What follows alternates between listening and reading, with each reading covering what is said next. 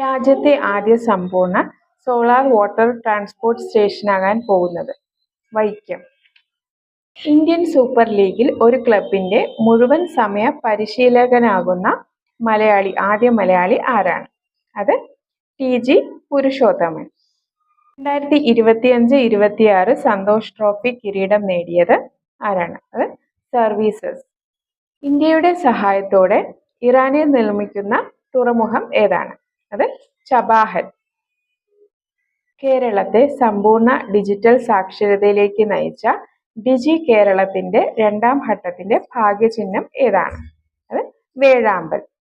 Digital തട്ടിപ്പിന് ഇരയായവർക്ക് നഷ്ടപരിഹാരം നൽകുന്നതിനായി തീരുമാനിച്ച ബാങ്ക് ഏതാണ്? അത് RBI.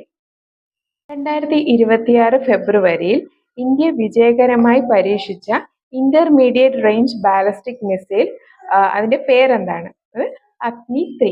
ഫിഡെ ഫ്രീസ്റ്റൈൽ ചെസ് ലോകകപ്പ് ചാമ്പ്യൻ ആരാണ്? അത് മാഗ്നസ് കാഴ്സൺ. സംസ്ഥാന തലത്തിൽ മികച്ച പഞ്ചായത്തിനുള്ള സ്വരാജ് പുരസ്കാരം നേടിയ പഞ്ചായത്ത് ഏതാണ്? അത് ഉഴമലക്കൽ പഞ്ചായത്ത്. അത് തിരുവനന്തപുരം ജില്ലയിലാണ്.